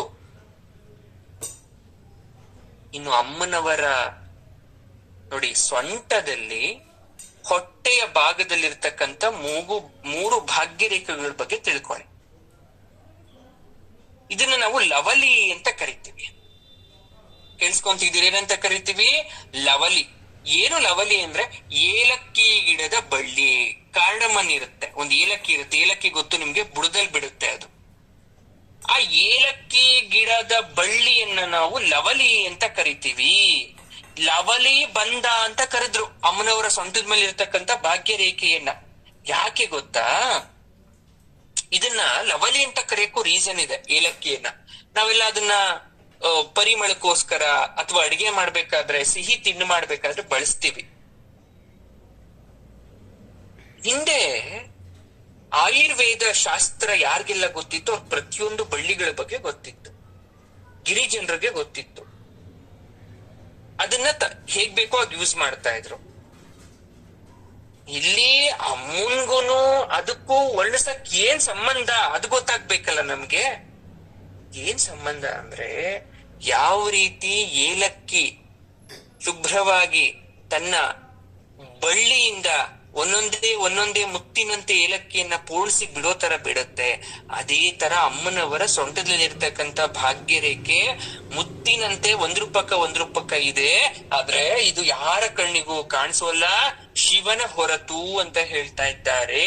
ವಲಿತ್ರಯವನ್ನ ವರ್ಣನೆ ಮಾಡ್ತಾ ಇದ್ದಾರೆ. ತ್ರಿವಳಿಯನ್ನ ಹೇಳ್ತಾ ಇದ್ದಾರೆ. ಅಲ್ವಾ? ಸ್ತನಭಾರ ದಲನ್ಮಧ್ಯ ಪಟ್ಟ ಬಂದ ವಲಿತ್ರಯ, ಅದಾಯ್ತು, ಸ್ತನಭಾರ ಆಯ್ತು, ಬ್ರಹ್ಮ ಕನಕಪಟ್ಟಿ ಕೊಟ್ಟ, ಬಿಗದ, ಸರಿ ಹೋಯ್ತು ಅಮ್ಮನವರು. ಆಮೇಲೆ ಸೊಂಟದಲ್ಲಿ ಈ ರೀತಿಯಾಗಿದೆ, ವಿಶೇಷವಾಗಿದೆ ಅಂತ ಹೇಳ್ತಾ ಇದ್ದಾರೆ. ಅಮ್ಮನವರ ಸೊಂಟದಲ್ಲಿ ಇರ್ತಕ್ಕಂಥ ರೇಖೆ ಯಾರಿಗೂ ಕಾಣಿಸಲ್ಲ, ಅದು ಅಷ್ಟು ಶ್ರೇಷ್ಠವಾಗಿರ್ತಕ್ಕಂಥದ್ದು ಅಂತ ಹೇಳ್ತಾ ಇದ್ದಾರೆ. ಕಾಣಿಸ್ತಾ ಇದ್ರು ನಮ್ಗೇನು ಬೇಡ, ಆದ್ರೆ ನಮ್ಗೇನ್ ಬೇಕು? ಏನ್ ಬೇಕು ನಮ್ಗೆ? ತಾಯಿಯ ಆಶೀರ್ವಾದ ಬೇಕಷ್ಟೇ, ನೀನು ಬೇಡ ನಮ್ಗೆ. ಇಲ್ಲಿ ಪದೇ ಪದೇ ಮನ್ಮಥನ ಉದಾಹರಣೆ ಕೊಡ್ತಕ್ಕಂಥದ್ದು ಎಲ್ಲ ಯಾಕೆ ಅಂದ್ರೆ ಒಂದಕ್ಕೊಂದು ಸಂಬಂಧ ಇರಬೇಕಾಗಿದೆ. ಹಾಗಾಗಿ ಇದನ್ನ ಒಂದಕ್ಕೊಂದು ಹೇಳ್ತಾ ಇದ್ದಾರೆ. ನೀವೆಲ್ಲ ಅರ್ಥ ಮಾಡ್ಕೋಬೇಕು ವಿಶೇಷವಾಗಿ. ಮುಂದೆ ಯಾರೇ ಕೇಳಿದ್ರು ಅಮ್ಮನವ್ರ ಬಗ್ಗೆ ನಿಮ್ಗೆ ಗೊತ್ತಿರೋ ಅಷ್ಟು ಹೇಳು ಅಂದ್ರೆ ಹೇಳುವಷ್ಟು ಸಾಮರ್ಥ್ಯ ನಿಮ್ಮಲ್ಲಿ ಇರ್ಬೇಕು. ಆ ಮಟ್ಟಿಗಾದ್ರೂ ನೀವು ಅಮ್ಮನವ್ರ ಬಗ್ಗೆ 5 ನಿಮಿಷ ಹೇಳೋಷ್ಟಾದ್ರೂ ನಿಮ್ಗೆ ಅಮ್ಮನ ಬಗ್ಗೆ ಗೊತ್ತಿರ್ಬೇಕು. ಯಾರೋ ಹೇಳ್ತಾರೆ ಅಮ್ಮನವ್ರಿಗೆ ಡಾಬ್ ಹಾಕಿದ್ರೆ ನಿಮ್ ತಲೆಗೆ ಬರ್ಬೇಕು, ಅದ್ ಅಲಂಕಾರಕ್ಕೆ ಹಾಕಿಲ್ಲ, ಅಮ್ಮನವ್ರ ನೇರವಾಗಿ ಕೂತ್ಕೊಳ್ಳಿ ಅಂತ ಕನಕಪಟ್ಟಿನ ಬಿಗದಿರ್ತಕ್ಕಂಥದ್ದು ಅನ್ನೋದು ನಿಮ್ಗೆ ಗೊತ್ತಿರ್ಬೇಕು. ಮುತ್ತಿನ ಹಾರ ಯಾಕೆ ಹಾಕಿದ್ರು ಗೊತ್ತಿರ್ಬೇಕು. ಕಿವಿಯಲ್ಲಿ ಇರ್ತಕ್ಕಂಥ ತಾಟಂಕದ ಮಹಿಮೆ ಗೊತ್ತಿರ್ಬೇಕು ನಿಮ್ಗೆ, 2 ಕಿವಿ ಓಲೆಗಳ ಮಹಿಮೆ. ಹಣೆಗೆ ಧರಿಸಿರ್ತಕ್ಕಂಥ ಕುಂಕುಮ ಮಹಿಮೆ ಗೊತ್ತಿರ್ಬೇಕು. ಅವಳನ್ನ ಯಾಕೆ ಮೀನಾಕ್ಷಿ ತುಂಬಾ ದೊಡ್ಡದಾಗಿ ಕಣ್ಣು ಅಂತ ಕರೀತಾರೆ ಗೊತ್ತಿರ್ಬೇಕು. ಕೇಶರಾಶಿಯ ಸೌಂದರ್ಯದ ಬಗ್ಗೆ ಗೊತ್ತಿರ್ಬೇಕು. ಅವಳ ಭಾಗ್ಯ ರೇಖೆ, ಕುತ್ತಿಗೆಯಲ್ಲಿ ಇರ್ತಕ್ಕಂಥ ಭಾಗ್ಯ ರೇಖೆ ಗೊತ್ತಿರ್ಬೇಕು. ಸಂಗೀತದ ಒಂದು ಗಂಧ ಅದು ಹೇಗೆ, ಅದ್ರಲ್ಲಿ ಯಾವ್ಯಾವ ರೀತಿ ಬಂತು, ಸಪ್ತ ಸ್ವರಗಳಿಂದ ಇವತ್ತು ಏನೇನೆಲ್ಲ ಆಯ್ತು, ಅದು ತಾಯಿಯ ಕೃಪೆ ಅಂತ ನಿಮ್ಗೆ ಗೊತ್ತಿರ್ಬೇಕು. ಹೀಗೆ ಕಣ್ಮುಚ್ಕೊಂಡಿದ ತಕ್ಷಣ ಸ್ವಲ್ಪ ಸ್ವಲ್ಪ ಸ್ವಲ್ಪನಾದ್ರೂ ಆಕೆ ಬಗ್ಗೆ ಗೊತ್ತಾಗ್ತಾ ಹೋದ್ರೆ, ಯಾವಾಗ ಒಬ್ಬ ತಾಯಿಯ ಉಪಾಸಕ ಅಥವಾ ಉಪಾಸಕಿ ಅವಳ ಬಗ್ಗೆ ಸಂಪೂರ್ಣವಾಗಿ ತಿಳ್ಕೊಂತೀರಾ, ಆಕೆಯನ್ನ ನಿಮ್ಮ ಮನೋಮಂದಿರದಲ್ಲಿ ನೋಡೋದು ತುಂಬಾ ಸುಲಭ. ನೀವ್ ನನ್ ಯಾವತ್ತೂ ನೋಡಿಲ್ಲ ಅಂತ ಅನ್ಕೊಳ್ಳೋಣ, ನಾನ್ ಮಾತಾಡ್ತಾ ಇದ್ದೀನಿ, ನಿಮ್ಮ ಮನಸ್ಸಲ್ಲಿ ನನ್ನ ಬಗ್ಗೆ ಗೊತ್ತಿಲ್ಲ, ನಾನು ಉದ್ದ ಇದ್ದೀನೋ ದಪ್ಪ ಇದ್ದೀನೋ ಕಪ್ಪಕ್ಕಿದ್ದೀನೋ ಬೆಳ್ಳಕ್ಕಿದ್ದೀನೋ ಹೇಗಿದ್ದೀನೋ ಗೊತ್ತಿಲ್ಲ ನಿಮ್ಗೆ. ನಿಮ್ಮ ಮನಸ್ಸಲ್ಲಿ ನಿಮ್ದೇ ಓನ್ ಇಮ್ಯಾಜಿನೇಷನ್, ನಾನು ಹೀಗಿರ್ಬೋದು, ಗುರುಗಳು ಹೀಗಿರ್ಬೋದು, ಹೀಗಿರ್ಬೋದು. ಅದ್ ಇಮ್ಯಾಜಿನೇಷನ್, ಅದ್ ಕಂಪ್ಲೀಟ್ ಅಲ್ಲ. ಹೀಗೆ ದೇವರು ಅಷ್ಟೇನೆ, ಹೀಗೆ ಅಮ್ಮನವರು ಅಷ್ಟೇನೆ. ನೀವ್ ಅಮ್ಮನವ್ರು ನೆನ್ಪಿಸ್ಕೋಬೇಕು ಅಂದಾಗ ಯಾವ್ದೋ ದೇವಸ್ಥಾನದಲ್ಲಿ ನೋಡಿದ್ದೋ ಎಲ್ಲೋ ನೋಡಿದ್ದೋ ಅಷ್ಟೇ. ಅದೇ ಈ ರೀತಿಯಾಗಿ ಅಮ್ಮನ ಬಗ್ಗೆ ಪೂರ್ತಿ ಗೊತ್ತಾದಾಗ ನೀವ್ ಕಣ್ಮುಚ್ಚಿ ಆ ಪೂರ್ತಿ ವರ್ಣನೆ ನಿಮ್ ಕಣ್ಣಲ್ಲಿ ಇದ್ರೆ ಹಾಗೇ ನೆನ್ಪು ಮಾಡ್ಕೊಂತೀರಾ. ಅಮ್ಮನವರ ಮೂಲ ರೂಪ ನಿಮ್ ಕಣ್ಮುಂದೆ ಬರುತ್ತೆ. ಅರ್ಥ ಮಾಡ್ಕೊಳ್ಳಿ ಯಾಕೆ ಇದನ್ನೆಲ್ಲ ಕೇಳ್ಬೇಕು ಅಂತ. ಹಾಗೆ ನೋಡೋದು ಇಮ್ಯಾಜಿನೇಷನ್, ಅಂದ್ರೆ ಊಹಾಪೋಹ, ಹೀಗಿರ್ಬೋದು ಅಂತ. ಹೀಗೆ ಇದಾರೆ ಅನ್ನೋದು ಖಡಾಖಂಡಿತವಾದಂತ ಸತ್ಯ. ಒಂದು ಹೆಣ್ಣಿಗೆ ಅಥವಾ ಹೆಣ್ಣು ಅಂದ್ರೇನೆ ಅಷ್ಟು ವಿಶೇಷ. ತುಂಬಾ ಜನ ಇದ್ದಾರೆ ನಮ್ಮಲ್ಲಿ, 2-3 ರೀತಿ ಜನ. ಒಂದು, ಹೆಣ್ಣಾಗಿ ಹುಟ್ಟಬಾರ್ದು ಅಂತ ಶುರು ಮಾಡಿ ಅವರು ಹುಡ್ತಾಗಿಂದ ಇಲ್ಲಿ ತನಕ ಎಷ್ಟೆಲ್ಲ ಕಷ್ಟಪಟ್ರು ಅಂತ ಹೇಳೋರು ಒಂದ್ ಜಾತಿ. ಅದ್ನೆಲ್ಲ ಹೇಳಾದ್ಮೇಲೆ ನಂಗೆ ಹೆಣ್ಣಿನ ಜನ್ಮ ಬೇಡ ಅನ್ನೋದು. ಇನ್ನೊಂದು, ಹೆಣ್ಣಿನ ಜನ್ಮ ಚೆನ್ನಾಗಿದ್ರು ಕೂಡ ಗಂಡಸಿನಂತೆ ಇರೋಕ್ಕಾಗಲ್ಲ, ನನ್ ಜೀವನದಲ್ಲಿ ಕಷ್ಟ ಪಟ್ಟಿಲ್ಲ, ಆದ್ರೂ ಗಂಡ್ಮಕ್ಳ ತರ ಹೇಗ್ ಬೇಕೋ ಹಾಗೆ, ಹೇಗ್ ಬೇಕೋ ಇರ್ತಕ್ಕಂಥ ಸೌಭಾಗ್ಯ ಇಲ್ಲ, ಹಾಗಾಗಿ ಹೆಣ್ ಜನ್ಮ ಬೇಡ ಅನ್ನೋರು. ದೇವ್ರು ಯಾವ್ದು ಕೊಟ್ರು ಅದನ್ನ ಸ್ವೀಕರಿಸ್ತೀನಿ ಅಂತ ಇನ್ನೊಬ್ರು. ನಿಮ್ಗೆ ಹೆಣ್ ಜನ್ಮ ಬಂದಿದೆ ಅಂದ್ರೆ ಅದು ಪುಣ್ಯದಿಂದ ಬಂದಿದೆ. ಹೌದು, ಹುಟ್ಟಿದ ಮನೇಲಿ ಕಷ್ಟಪಟ್ಟಿರ್ಬೋದು, ಹೌದು, ಮದ್ವೆ ಆದ್ಮೇಲೆ ಈಗ್ಲೂ ಪಡ್ತಾನೇ ಇರ್ಬೋದು, ಗಂಡ ಸರಿ ಇಲ್ದೆ ಇರ್ಬೋದು, ಮಕ್ಳು ಸರಿ ಇಲ್ದೆ ಇರ್ಬೋದು, ಅಥವಾ ನಿಮ್ ಕುಟುಂಬ ಸರಿ ಇಲ್ದೆ ಇರ್ಬೋದು, ಅವರೆಲ್ಲರೂ ಸರಿ ಇದ್ರು ಏನೋ ತೊಂದ್ರೆ ಇರ್ಬೋದು. ಇದೆಲ್ಲ ಕಾರಣ ನಾನು ಹೆಣ್ಣಾಗಿದ್ದಕ್ಕಲ್ವಾ, ಅಥವಾ ಮದ್ವೆ ಮಾಡ್ಕೊಂಡು ಇಲ್ಲಿಗೆ ಬಂದಿದ್ದಕ್ಕಲ್ವಾ ಅನ್ನೋ ಪ್ರಶ್ನೆ ನಿಮ್ಮನ್ ಕಾಡ್ತಾ ಇರ್ಬೋದು. ಇರೋ ಬರೋ ಜವಾಬ್ದಾರಿನೆಲ್ಲ ನೀವೇ ಹೊತ್ಕೊಂಡು ಮುಂದಕ್ಕೆ ಹೋಗ್ತಾ ಇದ್ದೀನಿ ಅನ್ನೋ ಸಂಕಟ ನಿಮ್ಮಲ್ಲಿ ಇರ್ಬೋದು. ಅಥವಾ ಇನ್ನು ಎಲ್ಲಿ ತನಕ ಈ ಕಷ್ಟನ ನಾನು ಪಡ್ಬೇಕಾಗತ್ತೆ? ಸತ್ತು ಮಣ್ಣಿಗೆ ಹೋಗೋ ತನಕನ ಅಥವಾ ಚಿತೆಗೆ ಹೋಗೋ ತನಕನ ಅಂತ ನಿಮಗ್ ನೀವೇ ಪ್ರಶ್ನೆ ಹಾಕೊಂಡಿರೋದು ಇರ್ಬೋದು. ನಾನ್ ಸಾಯೋ ತನಕ ಈ ಕಷ್ಟ ತಪ್ಪಿದ್ದೆಲ್ಲ ನಂಗೆ ತುಂಬಾ ಚೆನ್ನಾಗ್ ಗೊತ್ತು ಅಂತ ನೀವು ಉತ್ತರ ಬರ್ಕೊಂಡಿರೋದು ಇರ್ಬೋದು, ಅಥವಾ ದೇವ್ರ ಹತ್ರ ಜಗಳ ಆಗಿರೋದು ಇರ್ಬೋದು. ಇಷ್ಟಕ್ಕೆಲ್ಲ ಉತ್ತರ ಹುಡುಕಿ ಕಡೆಗೆ ನೀವು ಒಂದು ಪ್ರಶ್ನೆಗೆ ಕನ್ಕ್ಲೂಡ್ ಮಾಡ್ಕೊಂತೀರಾ, ಫೈನಲ್ ಆನ್ಸರ್ ನನ್ ಹೆಣ್ಣಾಗಿ ಹುಟ್ಟಿದ್ಕೆ ಇಷ್ಟೆಲ್ಲ ಆಗಿದ್ದು. ಯಾರು ಪ್ರತಿ ಸಲ ನಂಗೆ ಮತ್ತೊಂದ್ ಜನ್ಮ ಆದ್ರೆ ಹೆಣ್ ಬೇಡ ಹೆಣ್ ಬೇಡ ಹೆಣ್ ಬೇಡ ಅಂತ ಇರ್ತೀರಾ, ನೀವ್ ಹೆಣ್ಣಾಗೆ ಹುಡ್ತೀರಾ. ಅದು ಅದರ ಶಕ್ತಿ. ಏನಾದ್ರೂ ಆಗ್ಲಿ ತಾಯಿ ನಿನ್ ಕೃಪೆ ಅಂತ ಹೇಳಿ ನೀವ್ ಯಾವಾಗೆಲ್ಲ ಈ ಕಷ್ಟದಿಂದ ನಂಗೆ ಹೆಣ್ ಜನ್ಮ ಬೇಡ ಅಂತೀರಾ, ಈ ಕಷ್ಟದಿಂದ ನೀನ್ ಹೆಣ್ಣು ಜನ್ಮವನ್ನ ನೀನು ಜರಿತಾ ಇರೋದ್ರಿಂದ ಮತ್ತೊಮ್ಮೆ ಹೆಣ್ಣಾಗೇ ಹುಟ್ಟು ಅಂತ ಆಶೀರ್ವಾದ ಮಾಡಿದ್ರೆ, ಗುರುಗಳಿಗೆ ಏನೋ ಹೊಸ ಪ್ರಶ್ನೆ ಹಾಕ್ಬಿಟ್ರಿ ಗುರುಗಳು. ಇಷ್ಟ ದಿನ ಹೆಂಗೋ ಬೈಕೊಂಡಾದ್ರೂ ನಂಗೆ ನಾ ಸಮಾಧಾನ ಮಾಡ್ಕೊಂತಿದ್ದೆ, ಬೈಯಕ್ಕೂ ನೀವು ಅಧಿಕಾರ ಕೊಡ್ಲಿಲ್ವಲ್ಲ. ನೋಡಿ, ಅಧಿಕಾರ ನಿಮ್ಮನ್ನ ನೀವು ಜರ್ದು ಮಾತಾಡೋದಲ್ಲ, ಅಥವಾ ಇಡೀ ಹೆಣ್ ಕುಲವನ್ನ ಜರ್ದು ಮಾತಾಡ್ತಾ ಇದ್ದೀರಾ ಅಂದ್ರೆ ಅಲ್ಲಿ ಜಗನ್ಮಾತೆನೂ ಇದ್ದಾರೆ ಅನ್ನೋದನ್ನ ಅರ್ಥ ಮಾಡ್ಕೊಂಡ್ಬಿಡಿ. ನೀವು ಯಾರಿಗ್ ಬೈತಿದಿರೋ ಬಿಡ್ತಿದಿರೋ ಆ ಜಗನ್ಮಾತೆಗೆ ಬೈತಾ ಇದ್ದೀರಾ. ಅವಳನ್ನೂ ಕೂಡ ನಿಮ್ಮ ಜಾತಿಗೆ ಸೇರಿಸ್ಕೊಂಡು ಬೈತಾ ಇದ್ದೀರ. ಯಾಕಂದ್ರೆ ಹೆಣ್ಣಿನ ಮೂಲ ಜಗನ್ಮಾತೆ, ಹೆಣ್ಣಿನ ಮೊಟ್ಟ ಮೊದಲಿಗೆ ಆಕೆ. ಇವತ್ತು ಇಲ್ಲೆಲ್ಲ ವರ್ಣನೆ ಕೇಳ್ತಾ ಇದ್ದೀರಲ್ಲ, ನೀವ್ ಅರ್ಥ ಮಾಡ್ಕೋಬೇಕಾಗಿರೋದು ಏನ್ ಗೊತ್ತಾ, ನಿಮ್ಗಿನ್ನ ಮುಂಚೆ ಎಲ್ಲನೂ ಆಕೆ ನೋಡಿದ್ದಾಳೆ. ಸ್ತನ, ಕೈ, ಕಾಲು, ಕುಂಭ, ಎದೆ, ಉಬ್ಬು, ಕಣ್ಣು, ತುಟಿ, ಮೂಗು, ಬಾಯಿ, ಪಾದ, ಸೊಂಟ ಇದೆಲ್ಲ ಇದೆ. ಆಕೆಯ ರೂಪವನ್ನ ಮರುಸೃಷ್ಟಿ ಮಾಡಿದ್ದು ನಿಮ್ಗೂ ಕೂಡ ಎಲ್ಲ ಅಂಗಾಂಗಗಳಿಂದ ಹೊತ್ಕೊಂಡು ಹುಟ್ಟಿದ್ದೀರಾ. ಅಂಗಾಂಗಗಳಿಗೆ ಬರ್ತಕ್ಕಂತ ನೋವು, ಆ ಸಂಕಟ ಎಲ್ಲ ಗೊತ್ತು. ಅದಕ್ಕೆ ಹೆಣ್ಣಾಗಿ ವಿಶೇಷವಾದ ಶಕ್ತಿಯನ್ನ ತುಂಬಿ ಕಳ್ಸಿರ್ತಾರಂತೆ. ನೋಡಕ್ಕೆ ಗಂಡ್ಮಕ್ಳು ಭಾರವಾಗಿರ್ಬೋದು, ಉದ್ದಕ್ಕಿರ್ಬೋದು, ಶಕ್ತಿವಂತರಾಗಿರ್ಬೋದು, ಆದರೆ ನಿಮ್ಮ ದೇಹದ ಒಳಗೆ ಕಾಣದ ಶಕ್ತಿಯನ್ನ ತಾಯಿ ತುಂಬಿಸಿರ್ತಾಳೆ. ಗರ್ಭದೊಳಗಡೆ ಒಂದ್ ತುಂಬಿಸಿರ್ತಾಳೆ, ಅದ್ ಯಾರಿಗೂ ಗೊತ್ತಿಲ್ಲ. ಗಂಡ್ಮಕ್ಳಿಗೆ ಹಾಗೆ ಯೋಚನೆ ಮಾಡಿ, ಅವ್ರ ದೇಹದಿಂದ ಒಂದೇ ಒಂದು ದಿನ 10 ಮಿಲಿಗ್ರಾಮ್ ಅಷ್ಟು ರಕ್ತ ಹೋಗ್ಬಿಟ್ರೆ 1-2 ದಿವಸ ಅವ್ರಷ್ಟೇ ಅಡ್ಮಿಟ್ ಮಾಡ್ಬೇಕಾಗುತ್ತೆ. ಹೆಣ್ಮಕ್ಳಿಗೆ ಪ್ರತಿ ತಿಂಗಳು ಹೋಗುತ್ತೆ. ಪ್ರತಿ ತಿಂಗಳು ಮತ್ತಷ್ಟೇ ಉತ್ಪತ್ತಿ ಆಗುತ್ತೆ ಅಂದ್ರೆ ತಾಯಿ ಶಕ್ತಿ ಕೊಟ್ಟಿದ್ದಾಳೆ ಅಂತಲ್ವಾ, ಅದ್ ನಿಮಗ್ ಮಾತ್ರ ತುಂಬಿಸಿದಾಳೆ ಅಂತಲ್ವಾ. ಅದೊಂದೇ ಕಾರಣಕ್ಕೆ ಶಕ್ತಿವಂತರ ಗುರುಗಳೇ ಅಲ್ಲ, ಯಾರಿಗೂ ಯೋಚನೆ ಮಾಡದೆ ಇರ್ತಕ್ಕಂತ ಆಲೋಚನೆ ಮಟ್ಟ ನಿಮ್ಗಿದೆ. 10 ರೂಪಾಯಿ ಸಂಸಾರ ಮಾಡಕ್ ಬರುತ್ತೆ ನಿಮ್ಗೆ, 100 ರೂಪಾಯಿ ಸಂಸಾರ ಮಾಡಕ್ ಬರುತ್ತೆ, ಏನೂ ಇಲ್ದೇನೂ ಬದುಕಕ್ ಬರುತ್ತೆ. ಇದೆಲ್ರಿಗೂ ಬರಲ್ಲ.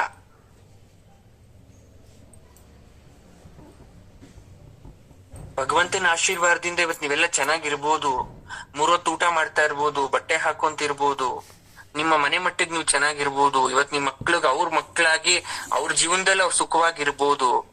ನಿಮ್ಮ ಕಷ್ಟದ ದಿನಗಳನ್ನ ಅವ್ರಿಗೆ ಹೇಳಿ, ಅಥವಾ ನಿಮ್ಮ ಮೊಮ್ಮಕ್ಳಿಗೆ ಹೇಳೋ, ಅಥವಾ ನಿಮಗ್ ನೀವೇ ಮೆಲುಕು ಹಾಕೊಂಡು ಮತ್ತಿಂತ ಜೀವನ ಬರುತ್ತಾ, ನಾವು ಪಟ್ಟಂತ ಕಷ್ಟ ಇನ್ನೊಬ್ರು ಪಡ್ತಾರ, ಅಥವಾ ಹೇಗೆ ಆಗೋಯ್ತು ನನ್ ಜೀವನ, ಹೇಗೆ ಮುಗ್ದೋಯ್ತು ಅಂತ ನಿಮಗ್ ನೀವೇ ಕೂತ್ಕೊಂಡ್ ಪ್ರಶ್ನೆಗಳನ್ನ ಹಾಕೊಂತಿರ್ಬೋದು. ನೀವೇನೇ ಪ್ರಶ್ನೆ ಹಾಕೊಳ್ಳಿ, ಎಷ್ಟೇ ಕಷ್ಟಪಟ್ಟಿರಿ, ಇನ್ನೂ ಪಡ್ತಾ ಇರಿ. ನೀವು ಹೆಣ್ಣಾಗಿ ಅನುಭವಿಸೋದ್ನ ಅನುಭವಿಸ್ಬೇಕು. ಆದ್ರೆ ದೊಡ್ಡ ಸಮಸ್ಯೆ ಅಂದ್ರೆ ಈಗ ನೀವೆಲ್ಲರೂ ಕೂಡ ಬೆನ್ನು ತೋರಿಸಿ ಓಡೋಗ್ತಾ ಇದ್ದೀರಾ.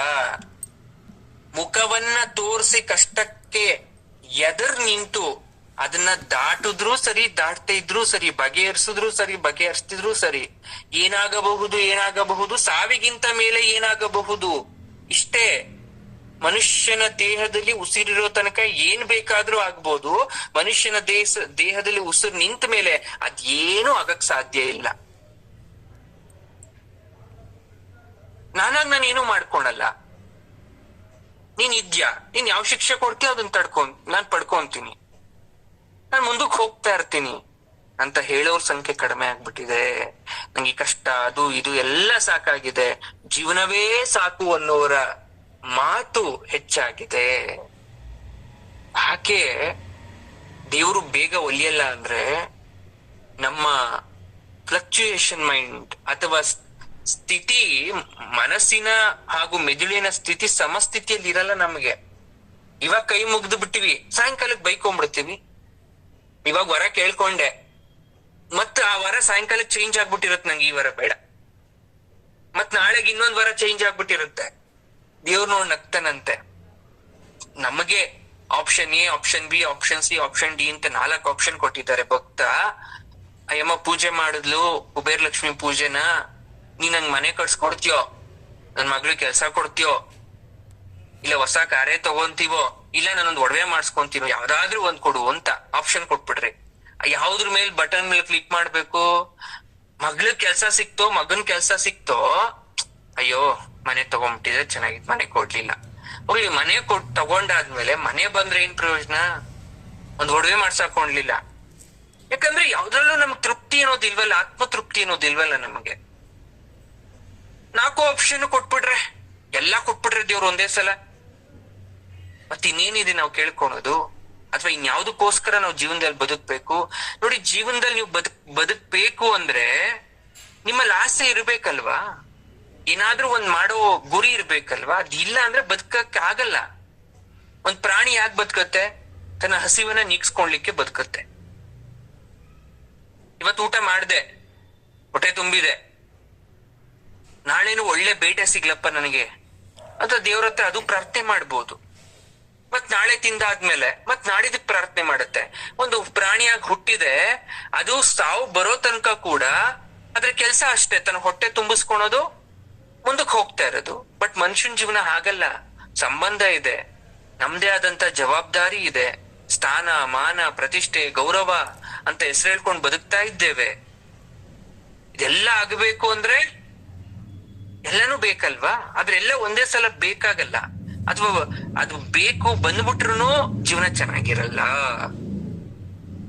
ಇಲ್ಲ ಆರೋಗ್ಯ ಸಮಸ್ಯೆ ಇರ್ಬೇಕು, ಆರೋಗ್ಯಕ್ಕೋಸ್ಕರ ಹೋರಾಡ್ಬೇಕು, ಇಲ್ಲ ಮನೆಯಲ್ಲಿ ಸಾಕಷ್ಟು ತೊಂದರೆಗಳು ತಂದಾಕ್ಬಿಟ್ಟಿರ್ಬೇಕು ದೇವ್ರು, ಇಲ್ಲ ಅದಕ್ಕೋಸ್ಕರ ಹೋರಾಡ್ಬೇಕು. ಇವತ್ ಸರಿ ಹೋಗುತ್ತೆ, ನಾಳೆ ಸರಿ ಹೋಗುತ್ತೆ, ಇಲ್ಲ ನಾಡ್ ಸರಿ ಹೋಗುತ್ತೆ. ಆರೋಗ್ಯನೂ ಸಮಸ್ಯೆನೆ, ಮನೇಲೂ ತೊಂದ್ರೆನೆ, ಹೊರಗಡೆನೂ ತೊಂದ್ರೆನೆ, ಮನಸ್ಸು ನೆಮ್ಮದಿ ಇಲ್ಲ. ಅಂದ್ರೆ ಒಂದ್ ಸ್ವಲ್ಪ ಜಾಸ್ತಿ ಇದೆ ನಿಮ್ದು ಬುದ್ಧಿ, ಅದ್ ಕರಗಿಸ್ಕೋಬೇಕಲ್ಲ, ಅದಕ್ಕೆ ಜಾಸ್ತಿ ಕೊಡ್ತಾ ಇರ್ತಾನೆ. ನೀವು ಬೇಗ ಕರಗಿಸ್ಬಿಟ್ರೆ ಆಮೇಲೆಲ್ಲ ಕರಗೋಯ್ತು, ಆಮೇಲೆ ಆರಾಮಾಗಿ ಇರ್ತೀರ, ಮುಂದೆ ಬರುತ್ತೆ ಸಮಯ.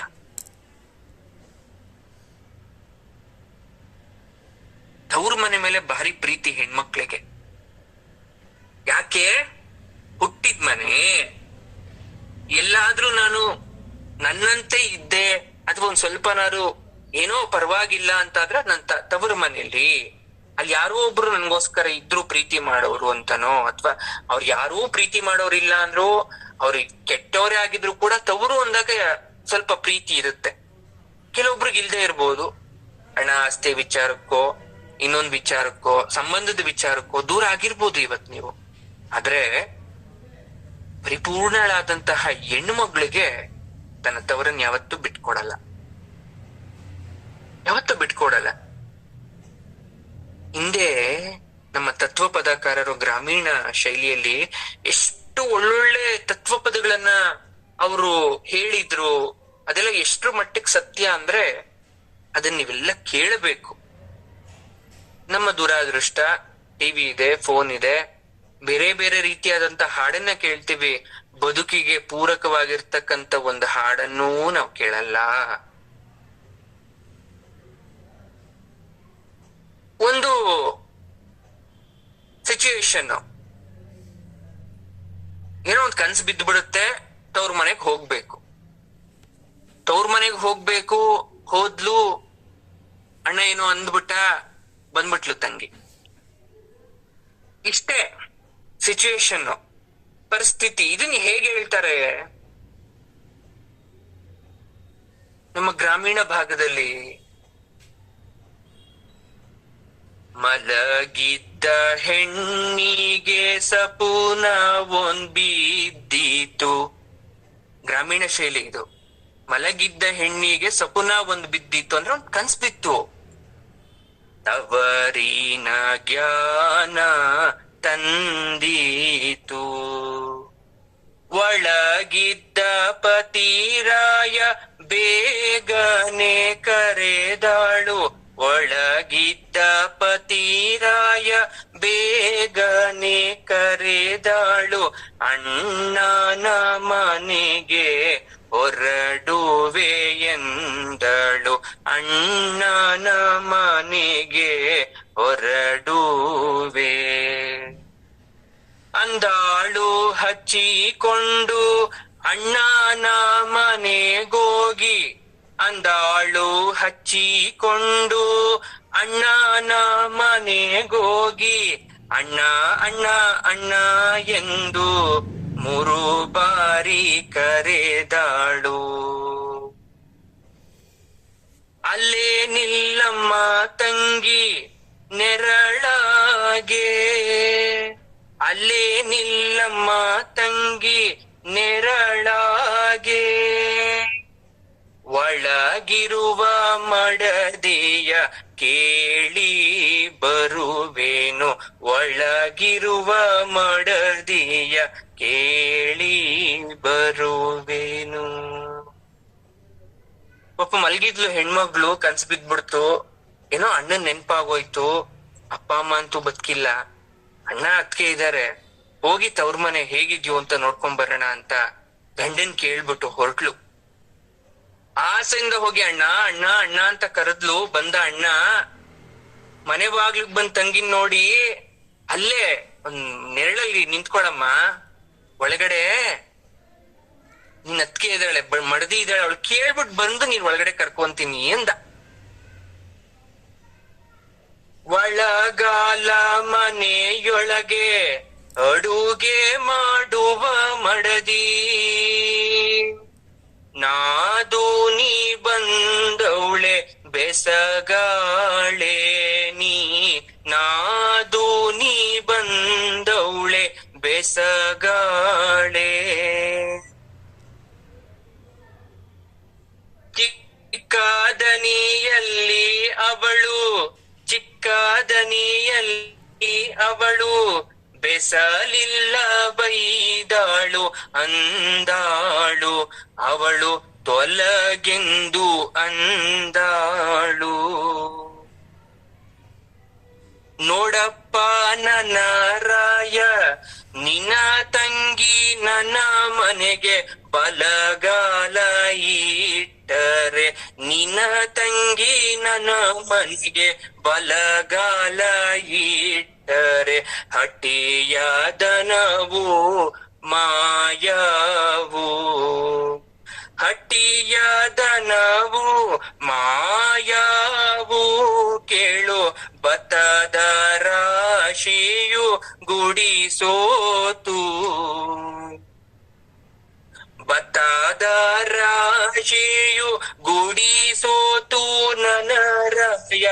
ಅವಳು ಇಲ್ಲಿ ಇದ್ದಾರೆ, ಕಳುಸಿನ್ನ ಅವಳನ್ನು ನಡೆ ನಡೆ ಮುಂದೆ ಎಂದು ನನ್ನ ರಾಯ ನೀನು ಹೋಗೋ.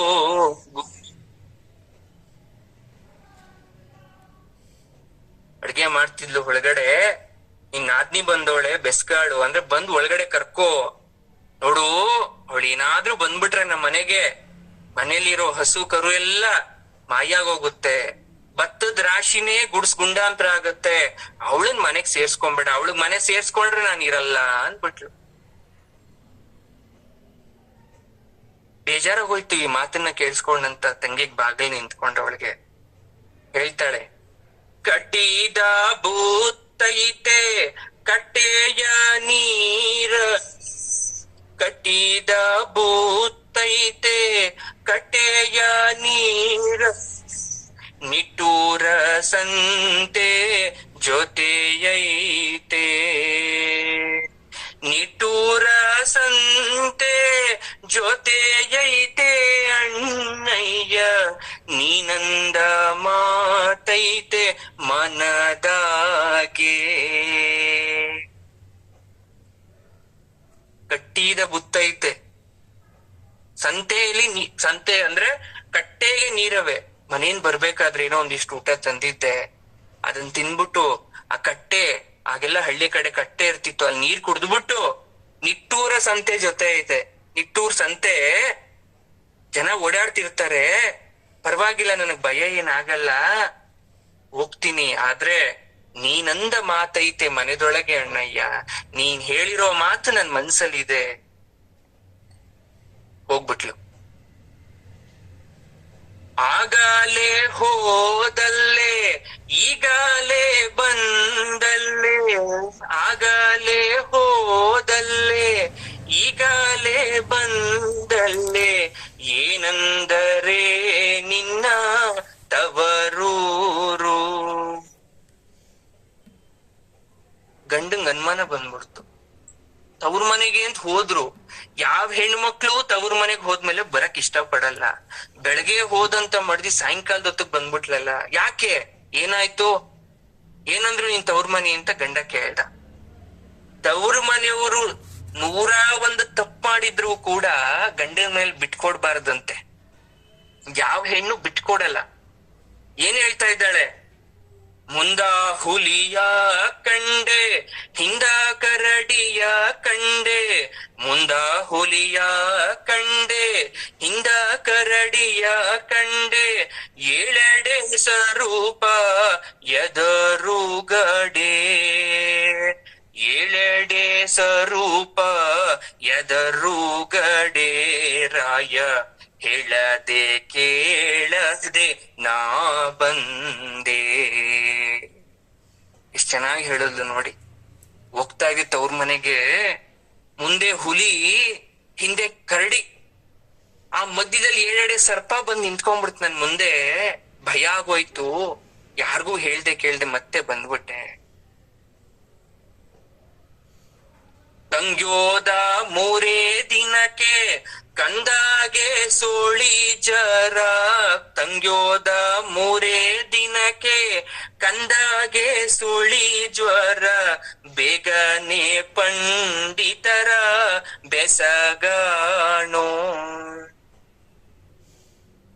ಅವಳು ಹೋದ್ಲು ಇಲ್ಲಿ ಮೂರ್ ದಿವ್ಸಕ್ಕೆ ಆ ಮಗುಗೆ ಮನೇಲಿದ್ದಂತಹ ಮಗುಗೆ ಸ್ವಳಿ ಜ್ವರ ಬಂದ್ಬಿಡ್ತು ಚಳಿ ಜ್ವರ ಆಗ ಆಸ್ಪತ್ರೆ ಇರ್ಲಿಲ್ಲ ಪಂಡಿತರ ಹತ್ರ ಓಡೋದ್ರು ಪಂಡಿತರು ಪಂಚಾಂಗ ತೆಗೆದು ನೋಡಿದ್ರು ಹೇಳ್ತಾವ್ರೆ ಮನೆಯೋಗಳ ಮಗಳು ಮನ ನೊಂದು ಹೋಗೌಳೆ ರಾಯ ಮನೆ ಮಗಳು ಬಂದು ಮನ ನೊಂದು ಹೋಗೌಳೆ ಬೇಗನೆ ಅವಳ ಬೆಸಗಾಳೋ ಬೇಗನೆ ಅವಳ ಬೆಸಗಾಳೋ ರಾಯ ನಿನ್ನ ಕಂದನ ಜರವು ಮಾಯಾವು ಸುಳ್ಳು ಹೇಳ್ತಿರ್ಲಿಲ್ಲ ಮನೆ ಹೆಣ್ಮಗ್ಳು ತವ್ರನ್ ಮನೆ ಬಾಗ್ಲಕ್ ತನಕ ಬಂದು ಕಣ್ಣೀರಾಕ್ ಹೋಗಿದ್ದಾಳೆ ಅವಳ ಹೊಟ್ಟೆ ಉರ್ದಿದೆ ಅವಳ ಕಣ್ಣೀರು ಅವಳ ಹೊಟ್ಟೆ ಉರ್ದಿದ್ ಪ್ರತಿಫಲ ನಿನ್ ಮಗುಗ್ ಸೊಳಿ ಜರ ಬಂದಿದೆ ಹೋಗವಳು ಕರ್ಕೊಂಡ್ ಬಾ ಸರಿ ಹೋಗುತ್ತೆ ಓಡ್ ಬಂದ ಶಾಲೆಯ ಸಾಲೆ ನೀಲಿಯ ಕೂಪುಸ ಶಾಲೆಯ ಸಾಲೆ ನೀಲಿಯ ಕೂಪುಸ ಉಡುಬಾರೋ ತಂಗ್ಯಮ್ಮ ತೊಡುಬಾರೋ ಸಾಲೆ ಅಂದ್ರೆ ಸೀರೆ ಸೀರೆ ತಂದಿದ್ದೀನಿ ನೀಲಿ ಕುಪ್ಸ ನೀಲಿಯ ಬ್ಲೌಸ್ ತಂದಿದ್ದೀನಿ ಬಾಮ್ಮ ಉಟ್ಕೋ ತಂಗಿ ಅಂತ ಓಡ್ ಬಂದ ಅಣ್ಣ ತವ್ರ ಮನೆಗೆ ಆ ತಂಗಿ ಹೇಳ್ತಾಳೆ ಹೋಗೋಗು ನನ್ನ ಅಣ್ಣ ಇಲ್ಲಿಗ್ಯಾಕೆ ಬಂದೀಯ, ನಾ ಬಂದರೆ ನಿನ್ನ ಮನೆ ಹಾಳು. ಉಡು ಸಣ್ಣ ಹೆಂಡೀರಿಗೆ, ತೊಡು ಸಣ್ಣ ಹೆಂಡೀರಿಗೆ, ನಾ ಇನ್ನ ಬರಲಾರೆ ತವರಿಗೆ. ನಾ ಇನ್ನ ಬರಲಾರೆ ನನ್ನ ತವರಿಗೆ. ಅಪ್ಪಯ್ಯ ಅಮ್ಮಯ್ಯ ಹೋಗವ್ರೆ ನನ್ನ ಬಿಟ್ಟು.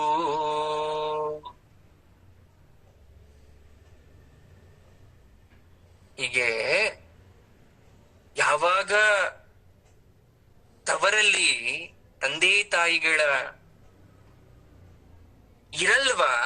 ಇರಲ್ಲಾಗ ಪ್ರೀತಿ ಅನ್ನೋದು ಕಡಿಮೆ ಆಗ್ತಾ ಹೋಗುತ್ತೆ, ಸಂಬಂಧಗಳು ದೂರ ಆಗತ್ತೆ. ಆದ್ರೆ ಏನಾದ್ರೂ ಕೂಡ ತನ್ನ ತವರನ್ನ ಪ್ರೀತಿಸ್ತಕ್ಕಂಥವಳು ಹೆಣ್ಣು. ಗಂಡನ ಮನೇಲಿ ಇದ್ರೂ ಕೂಡ ಅವಳಿಗೆ ಎಷ್ಟೇ ವಯಸ್ಸಾದ್ರೂ ಕೂಡ ತವರನ್ನ ಪ್ರತಿ ಸಲ ನೆನ್ಪು ಮಾಡ್ಕೊಳ್ತಕ್ಕಂಥದ್ದು ಹೆಣ್ಣು. ಆ ಹೆಣ್ಣಿಗ್ ಮಾತ್ರ ಇಂಥ ಶಕ್ತಿ ಇರಕ್ ಸಾಧ್ಯ. ಆ ಹೆಣ್ಣಿಗ್ ಮಾತ್ರ ಇಂತಹ ಒಂದು ಸಹನೆ, ತಾಳ್ಮೆ, ಸಹಿಸ್ಕೊಂತಕ್ಕಂಥ ಗುಣವನ್ನ ತಾಯಿ ಕೊಟ್ಟಿರ್ತಕ್ಕಂಥದ್ದು. ಅದನ್ನ ನೀವು ಸರಿಯಾದ ರೀತಿಯಲ್ಲಿ ಉಪಯೋಗ ಮಾಡಿದ್ದೆ ಆದ್ರೆ ನಿಜವಾಗ್ಲೂ ನೀವು ಆದರ್ಶ ಹೆಣ್ಣಾಗ್ತೀರಾ, ತಾಯಿ ಮೆಚ್ತಕ್ಕಂಥ ಮಗಳಾಗ್ತೀರಾ. ಅದಕ್ಕೆ ನಾವ್ ಯಾವಾಗ್ಲೂ ಏನಂತ ಹೇಳೋದು, ಸರ್ವಂ ಶ್ರೀ ದೇವಿ ಪಾದಾರ್ಪಣಮಸ್ತು.